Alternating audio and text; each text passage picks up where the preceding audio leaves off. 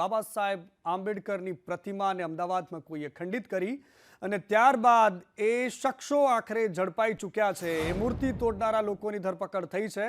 Crime બ્રાન્ચે મૂર્તિ તોડનારા 2 લોકોની ધરપકડ કરી છે અને એની સાથે સાથે હજુ પણ 4 શખ્સોની એમાં સંડોવણી હોવાની વાત સામે આવી છે। મેહુલ ઠાકોર અને ભોલા ઠાકોર નામના 2 યુવકો છે જેની ધરપકડ થઈ છે।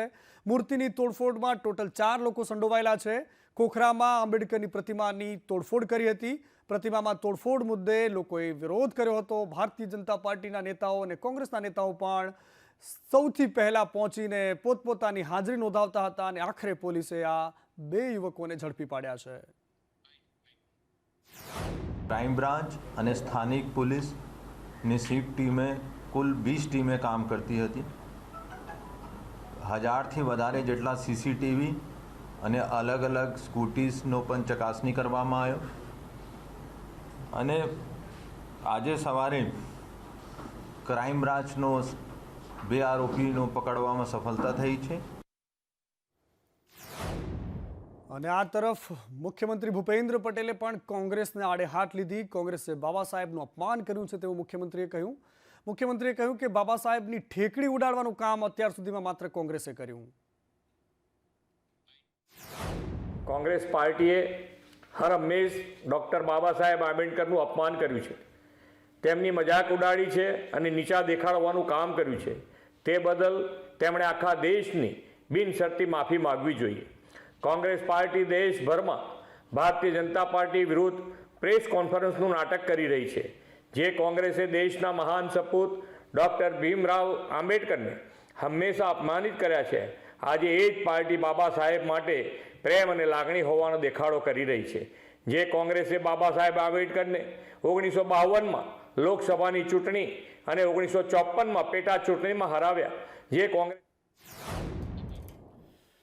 ને બીજી બાજુ એ કહેતો હતો જાહેરમાં બહોત માरूंगा, ચલા જાઓ, ચલે જાઓ, આ પ્રકારની વાતો કરનારા એ નરાધમોને આખરે પોલીસે પાઠ ભણાવ્યો અને એમના ઘર પર અમદાવાદના રખિયાલમાં જેણે આતંક મચાવ્યો હતો એના ઘર પર આખરે બુલડોઝર ફર્યું છે। સમીર ઉર્ફે ચીકનાનું ગેરકાયદેસર બાંધકામ તોડી પડાયું છે।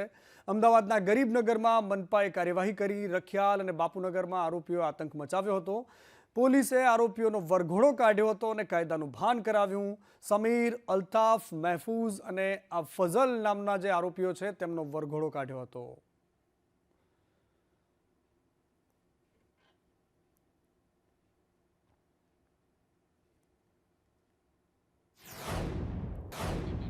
પહેલા ચોરી ને ઉપરથી સીનાજોરી, આ સ્કૂલની દાદાગીરી તમે જોઈ। હવે વાત કરવી છે ઝઘડિયાની દીકરીની કે જેના મોત બાદ હવે રાજનીતિ થઈ રહી છે। લોકો ગુસ્સામાં છે।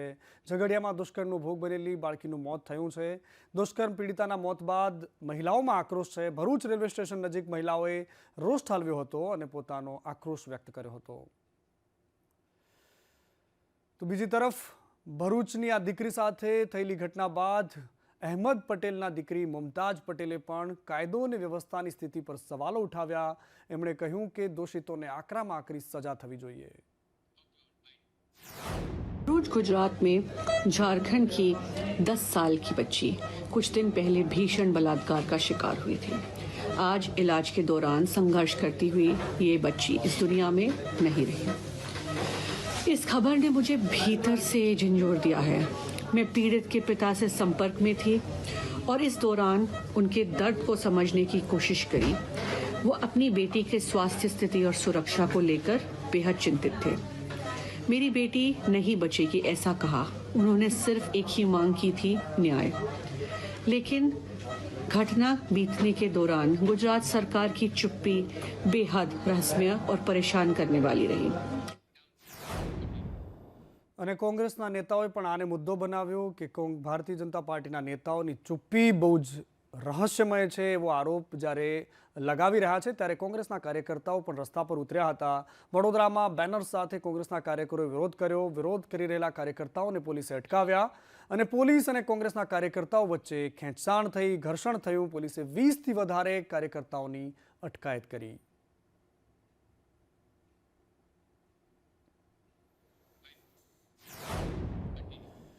અને બીજી બાજુ ભરૂચમાં ન દીકરીઓ સુરક્ષિત છે ન વૃદ્ધો સુરક્ષિત છે. એક વૃદ્ધા સાથે પણ આ જ પ્રકારની હરકત થઈ. એક દુષ્કર્મનો આરોપી હતો જેને ઝડપી પાડવામાં આવ્યો છે. આરોપી શૈલેષ રાઠોડને પોલીસે ઝડપ્યો છે. પોલીસે ડ્રોનની મદદથી આરોપીની શોધખોળ કરી હતી. આરોપી કેરવડામાં ફરતો હોવાની માહિતી મળી હતી. નરાધમે અગાઉ પણ વૃદ્ધા સાથે દુષ્કર્મ કર્યાની વાત સામે આવી છે અને પોલીસે આરોપીની ધરપકડ કરીને વધારે તપાસ હાથ ધરી છે. ગામના જે તોમતદાર છે શૈલેષ જગદીશભાઈ વસાવા નાઓની ભરૂચ જિલ્લાની LCB SOG આમોદ પોલીસ સ્ટેશનની લોકલ ટીમ વગેરે મારફતે તપાસ ચલાવી રહેલ હતા. ત્યારે ગામના લોકોની પણ આ ગુનામાં આરોપીની તપાસ માટે મદદ લેવામાં આવેલી હતી તથા લોકલ પોલીસ અને LCB તરફથી આ ગુનાના કામે આરોપીની તપાસ માટે ડ્રોન કેમેરાનો પણ ઉપયોગ કરવામાં આવેલ હતો. આ દરમિયાન ભરૂચ જિલ્લા LCB ટીમને માહિતી મળેલ કે આ કામનો જે તોમતદાર. અને હવે વાત કરવી છે ગુજરાતના આરોગ્ય મોડલની કે જેમાં જે પ્રસૂતા છે એની કેવી વ્યથા છે, કેવી પરિસ્થિતિ થાય છે એની વાત કરવી છે. છોટાઉદેપુરમાં પ્રાથમિક આરોગ્ય કેન્દ્રમાં હોબાળો થયો. મોટી સડેલી પ્રાથમિક આરોગ્ય કેન્દ્રમાં પ્રસૂતાનું મોત થયું છે અને આ મોત થતાં પરિવારજનોએ આક્રોશ એમનો જે સામે આવ્યો હતો. હોસ્પિટલના સત્તાધીશો અને પરિવારજનોની આમને સામને આવી ગયા. એકબીજાને સામે આરોપ પ્રત્યારોપ થવા લાગ્યા. ડૉક્ટરની ગેરહાજરીમાં નર્સે ડિલિવરી કરી હોવાની વાત સામે આવી છે. પરિવારજનોએ આરોપ લગાવતા કહ્યું કે એ ડૉક્ટર નહોતા, નર્સે ડિલિવરી કરી અને એટલા જ માટે એનું મોત થયું છે. 108ની ટીમ પણ મોડી આવી અને એના કારણે પ્રસૂતાની પીડા વધારે ઉપડી. ત્યારબાદ હોસ્પિટલમાં પણ એમ્બ્યુલન્સમાં ઓક્સિજન અને સ્ટાફ નહોતો, એટલા માટે અમે હોસ્પિટલની જે એમ્બ્યુલન્સ છે ન મોકલી શક્યા, જેથી કરીને અમે 108 બોલાવી હતી તેવું હોસ્પિટલના સત્તાધીશો કહી રહ્યા છે. પરંતુ અત્યારે એક પ્રસૂતાનું મોત થઈ ગયું છે. પ્રથમ દિવસે રાત્રે તારે મારા મમ્મીને લઈને આવ્યા. મારા મમ્મીને લઈને આવ્યા તો એ દુખાવો બરાબર નહીં થતો એમ કરીને અહીં પાડી રાખી. 24 કલાક થઈ ગયા તો બી અહીં પાડી રાખી. પછી એ લોકો નહીં થાય એવું લાગે તો એ લોકોને આગળ રિફર કરવું જોઈએ ને, કે હજુ ટાઈમ બાકી છે તો કાં તો ઘરે મોકલી દેવું જોઈએ, કાં તો પછી એ લોકોને આગળ રિફર કરવું જોઈએ કે શું છે. તો એ ડોક્ટર હાજર હતા નહીં તારે. હા, ડિલિવરી થઈ ગઈ બરાબર. એ પછી મેં એમને ડિલિવરી થઈ ગઈ, લોહી નીકળવાનું ચાલુ થઈ ગયું બરાબર. એટલે એ બેન છે એમને બિલકુલ મેં વાત કરી કે લોહી નીકળવાનું ચાલુ થઈ ગયું એટલે બેન મને બિલકુલ કોપરેટ નથી કરતા, મને નથી સાફ સફાઈ કરવા દેતા, મને નથી કઈ જોવા દેતા. અને આ સાક્ષીમાં છે અમારી માસી અને અમે 2 જણા હતા બરાબર. હવે સાફ સફાઈ નથી કરવા દેતા, મને કઈ જોવા નથી દેતા. પછી મેં એમને એવું કીધું કે ના, મારે તો આ લોહી દર વખતે નીકળે છે અને નોર્મલ છે અને થોડી વારમાં બંધ થઈ જશે. પછી અને રાજ્યના આરોગ્ય તંત્રમાં કેવી પોલમપોલ ચાલે છે એનો વધુ એક દાખલો અમરેલીથી સામે આવ્યો. અમરેલીની નેત્ર ચિકિત્સા હોસ્પિટલ ફરી વિવાદમાં આવી. હોસ્પિટલમાં ચેકઅપ કરવા માટે આવેલા દર્દીને સીધા દાખલ કરી દીધા. ચેકઅપ માટે આવ્યા હતા અને મહિલાને દાખલ કરી દેવાનો આરોપ એમના પરિવારજનોએ લગાવ્યો છે. કોઈ જ દુખાવો ન હતો તેમ છતાં પણ મહિલાને દાખલ કર્યાનો આરોપ થયો છે. પતિએ 2 ડોક્ટરો અને જવાબદાર લોકો સામે ફરિયાદ કરી છે. પોલીસ અને આરોગ્ય વિભાગની તપાસ બાદ હકીકત સામે આવશે. મારા વાઇફને લઈને અહીંયા નેત્ર ચિકિત્સા રાધિકા હોસ્પિટલની અંદર બતાવવા માટે આવ્યા હતા. તેમને કોઈ પણ જાતનો દુખાવો કે કાંઈ હતું નહીં, તેમ છતાં એ લોકોએ ટૂલ ઘોકાવી અને ગર્ભનો જે અંદરનો જે પટલ હોય એ તોડી નાખેલું અને ત્યારબાદ એમને લોકોએ દાખલ કરેલા અને દાખલ કર્યા બાદ પણ એ લોકોએ કોઈ એવી વ્યવસ્થિત સારવાર કરેલી નહીં અને સીઝર ઓપરેશન કરાવેલું. અને હવે વાત કરવી છે સુરતની. સુરતના કીમ રેલવે સ્ટેશને એક દુર્ઘટના સર્જાઈ. સૌરાષ્ટ્ર એક્સપ્રેસનો ડબ્બો ખડી પડ્યો. પાર્સલ ભરેલો ડબ્બો પાટા પરથી નીચે ઉતર્યો. ટ્રેનની સ્પીડ ઓછી હોવાથી મોટી દુર્ઘટના ટળી અને અહીંયા સ્પીડ ઓછી હતી અને સ્ટેશનની નજીક આ ટ્રેન હતી. જો કે સ્પીડ ઓછી હોવાના કારણે મોટી કોઈ દુર્ઘટના નથી થઈ. तो उसने बताया कि गाड़ी का एक डिब्बा पटरी से नीचे उतर गया है. तो जैसे ही पता चला मुझे लगा कि क्यों उतरना अपन नीचे, तो लेकिन पैसेंजर बोला 4 घंटे लग सकते हैं. तो मैं गाड़ी से उतर के आगे आया. ये जो इंजन के पीछे का बोगी है, लगेज बोगी, उसका 2 नंबर वाला टायर पटरी से उतर के नीचे आया है. ये सूरत के पास में किम रेलवे स्टेशन के ऊपर हमने देखा कि ये इंजन के पिछले वाला डब्बा पटरी से नीचे उतरा. एक जोर की आवाज आई और ये घसीटता हुआ डब्बा चला गया और अंदर सभी यात्री परेशान हो गए. क्या हुआ. ये तो गनीमत रही कि कोई बड़ी दुर्घटना नहीं हुई. ऐसे में हो सकता है कि बड़ी दुर्घटना भी हो सकती है. ये तो गाड़ी की स्पीड क्या है ना, स्लो थी. સૌરાષ્ટ્ર એક્સપ્રેસની અંદર એક ઘટના બની ગઈ છે, જે આગળથી ઇન્જિનથી લઈને બીજા ડબ્બા ઉપર ફાટક પરથી ટ્રેન નીચે ઉતરી ગઈ છે. જોરથી ઝટકો લાગી ગયેલો અને ટ્રેન અચાનકની બંધ થઈ ગઈ. તો અમે કે સાઇડિંગ બાઇડિંગમાં મૂકી હશે અને કદાચ આ ઝટકો કેમ લાગ્યો. બધા અમે ઉતરીને જોવા આવ્યા તો ફાટક પરથી ટ્રેન નીચે ઉતરી ગઈ છે. અને ભૂપેન્દ્ર ઝાલાના કૌભાંડના મામલે સીઆઈડી ક્રાઇમની તપાસનો ધમધમાટ ચાલી રહ્યો છે. ડીવાયએસપી સહિતના અધિકારીઓ હિંમતનગર પહોંચ્યા હતા. એજન્ટ ધવલ પટેલના ઘરે ફરી એકવાર જઈને તપાસ કરી, એના પિતાના ઘરે જઈને તપાસ કરી, ધવલ પટેલના પરિવારજનોની પૂછપરછ પણ કરી. સીઆઈડી ક્રાઇમની અત્યાર સુધીમાં 4 વખત ધવલના ઘરે તપાસ કરી ચૂક્યું છે. ધવલ પટેલ અત્યારથી જ ફરાર છે. અત્યાર સુધીમાં એ હાથ નથી લાગ્યો પોલીસને, એટલા જ માટે પોલીસ એના ઘરે જઈને તપાસ કરી રહી છે.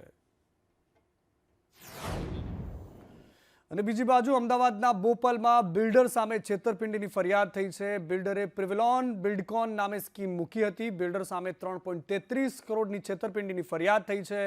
દુકાનો અને ફ્લેટના વેચાણના નામે બિલ્ડરે આચરી છે આ મોટી ઠગાઈ. જયદીપ કોટક અને હિરેન કારિયા નામના 2 બિલ્ડર છે જેમની સામે ફરિયાદ નોંધાઈ છે. લોકોને ઘર આપવાની વાત કરી રૂપિયા લઈ લીધા અને ત્યારબાદ ભૂગર્ભમાં ઉતરી ગયેલા આ બિલ્ડર સામે હવે ફરિયાદ નોંધાઈ છે.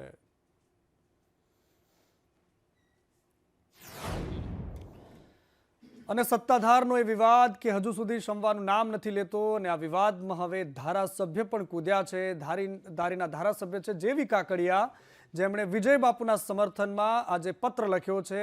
ધારાસભ્ય જેવી કાકડિયાએ ગૃહમંત્રી હર્ષ સંઘવીને પત્ર લખીને બાપુની સામે ખોટા આક્ષેપ કરનારાઓની એ વાત રાખી છે કે લોકો ખોટા આક્ષેપ કરી રહ્યા છે, પાયાવિહોણો આરોપ છે, ધાર્મિક સંસ્થાને બદનામ કરવાનો આ ષડયંત્ર હોવાનો પણ એમણે આરોપ લગાવ્યો છે.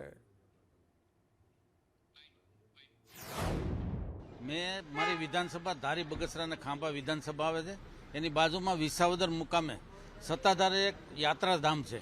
આ યાત્રાધામ એવા પ્રકારનું ખૂબ પુરાણું અને ખૂબ પ્રસિદ્ધ એવું યાત્રાધામ આપા ગીગાની જગ્યા ને જ્યારે બદનામ કરતા હોય ત્યારે મારી પણ ફરજ પડે કે આ જગ્યાને આવી પુરાણી જગ્યાઓ ને બદનામ કરી અને ખોટી રીતે એના મહંતોને હેરાન કરવા માટેના જે પત્રો જેણે લખ્યા છે અને જેણે બદનામ કરવા માટે જે કાર્યવાહી કરી છે એની વિરુદ્ધમાં મેં ગૃહમંત્રીશ્રીને પત્ર લખ્યો છે કે આની જે આ જગ્યાને બદનામ કરવા માટેના જેણે લેટર લખ્યા છે એને એની ઉપર કડક તપાસ થવી જોઈએ અને કડક પગલાં લેવા જોઈએ. રાજ્યમાં એક બાજુ ડીએપી ખાતરની અછત છે અને બીજી બાજુ ભાવનગરના સિહોર બાદ લાખાવાડમાં પણ ખાતરમાંથી પથ્થર નીકળી રહ્યા છે. ખેડૂતો આક્રોશ વ્યક્ત કરી રહ્યા છે. એક બાજુ ખાતર નથી અને બીજી બાજુ આ પ્રકારનો ખેલ થઈ રહ્યો છે. તો આ તરફ બનાસકાંઠાના કુચકવાડા ગામથી સબસિડીવાળા યુરિયા ખાતરમાંથી લિક્વિડ બનાવવાનું કૌભાંડ ઝડપાયું છે. પોલીસે રેડ કરતા ખેતરમાં લિક્વિડ બનાવવાનો પ્લાન્ટ ઊભો કરાયો હતો અને ડુપ્લિકેટ લિક્વિડ બનાવવાનું આ કામ ચાલતું હતું. ચારેકોર લૂંટ ચાલી રહી છે. ખાતરના નામે ખેડૂતો એક બાજુ રાહ જોવે છે અને બીજી બાજુ પથરા પધરાવાય છે.